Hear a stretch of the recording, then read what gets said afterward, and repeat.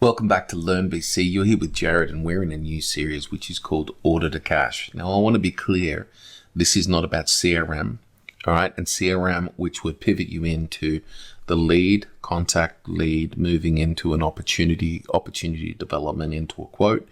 This takes it from there. Now in SOP-4 we will cover some of that and we're going to give you an example, but the purpose of this is from order. That is a sales order all the way through to cash. Now with each of our videos we like to give you context. To do that we cover these three things. Number one, the context and the rules.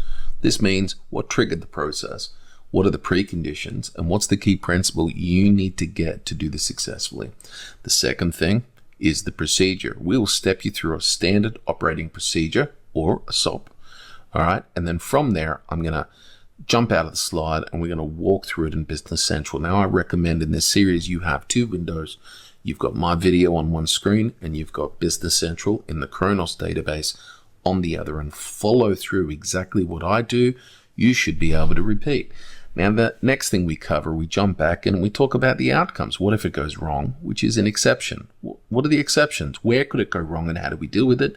Then what are the post conditions? What's the blue sky, green field, idealism of Business Central when it works right? Now, with all of our videos, we appreciate your support. So please like, share, subscribe, and email us at how@learnbc.today. If you've got questions, would love to hear from you.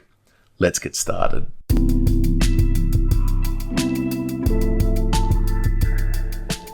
Well, here we are in the Order-to-Cash series, and this series is all about taking you as a sales team and optimizing what you do and getting better outcomes. So before we do, I want to talk through some of the negatives of not doing it right. This helps you understand, why do we do this? Why do we want to do it right? Because we need your buy-in if it's going to succeed. And to get that, let's look at the statistics. So some of the sales problems that go on. I've got a top 10 list here. Number one, inventory blindness. If you feel any of these 10 points apply to you, please click like on the video and let us know, because we believe a lot of people are horrifically tortured by poor business systems. Okay, so if you're in sales and you get a giggle out of any of this, please give us a like. So inventory blindness, you don't know what stock you've got. Excessive internal communications. I've been at client meetings where I'm training operations staff and sales are barging in frustrated and angry because they've got no idea what's going on and they need it. They need to get their customer. They need to get the customer what they want. Manual data errors. Like if you're entering data and you copy data from one source to another, to another, to another, and then people make mistakes. How many times did they mistake the item number by a digit and ship the wrong item? You got delayed order fulfillment. When's it going out? It's going out Friday. Which week? This week, next week, the week after? Because heck, if you can't rely on your fulfillment, you can't meet your customers' requirements. Lack of detail, real-time pricing. So when you're looking at the item, does it give you everything you need? When you're in your sales order, you're into the item. Is it priced based on the price list for that customer? Poor demand forecasting. When you create quality sales orders, your team in operations should be able to turn around and use this to demand plan.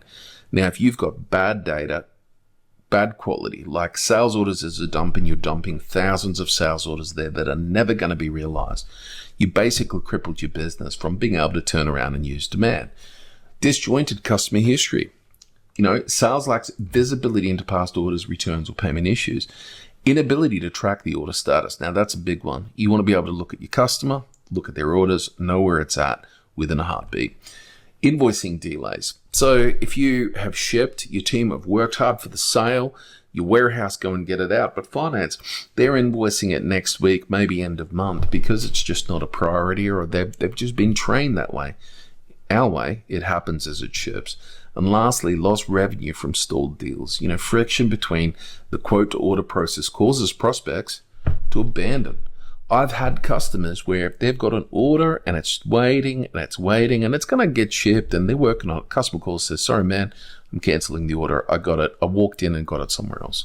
So quick. Now, the statistic of bad data is really bad. 30% of the time, sales reps are completely blind. We don't want you to be blind. 15% is the average leakage from poor CRM data. 15 to 25% is the revenue leakage by stalled deals. This is over and above bad data. It's really bad in the industry. And 73% of salespeople start their fiscal year flying blind without accurate quotas, integrated data. They actually don't know what they're doing. So why? Because we're going to teach you Business Central, unified data, single source of truth, real-time KPIs. You know where you stand at all times. You've got automation and you've got AI. It's so good. Why Business Central? The unified solution for order to cash. Well, it's proven.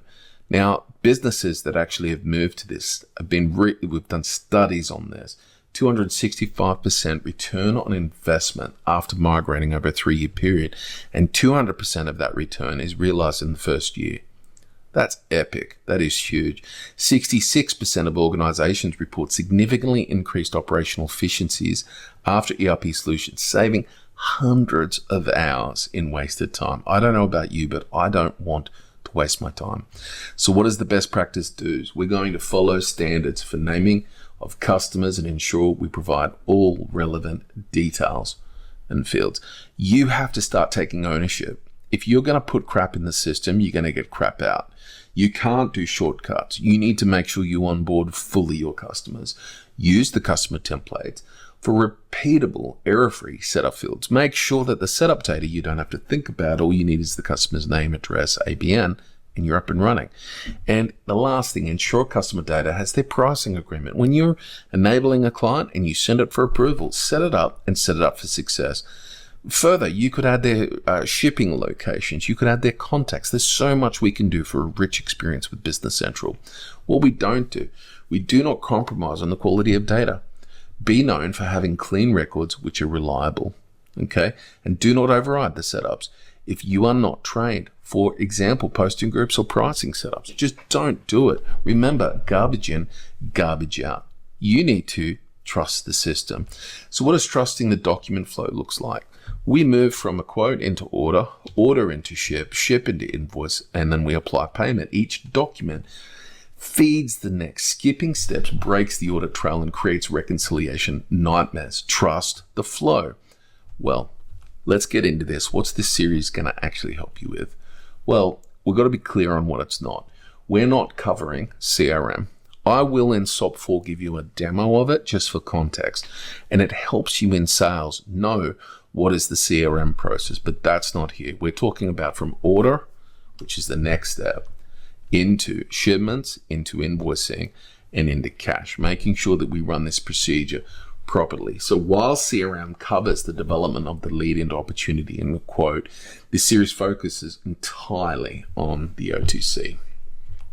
So what are we going to cover in this series? Number 1, setup and configuration. This is generally your managers, but we want to show you for context how the setup flows into what you do every day.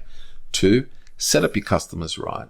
We're going to show you how to do that effectively. Number 3, setting up your items correctly. Make sure you understand how items flow into your transactions. Sales opportunities and quotes. We're going to cover this for context only. We move into sales orders and setting up your sales order for success. Then we get advanced with sales orders on actions and dimensions. We move in and show you some cool things like dropships, special orders, etc. Demand planning, blanket sales orders. We move into shipping, invoicing, cash, returns and cash applications. Then we move into AI. Once we've busted all of this out, we've got all the context, we're going to do an end-to-end demo. So what does it look like? The order to cash cycle, please understand, the order to cash is the end-to-end process that converts a customer inquiry into recognized revenue and applied cash. But it starts before where you are in a sales order, okay? It starts with the correct setup of a customer and an item. It starts with pricing and agreements being established.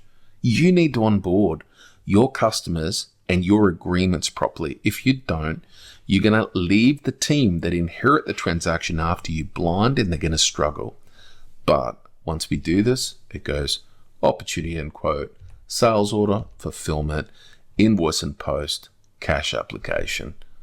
Super good. So If you're ready, let's get into this. We're going to go straight into the setup and configuration. Please like, please subscribe, follow us on this journey. We look forward to getting this series in your hands, in your team's hands, and enabling them to understand how to work effectively in Microsoft Dynamics 365 Business Central. I'll see you in the next video.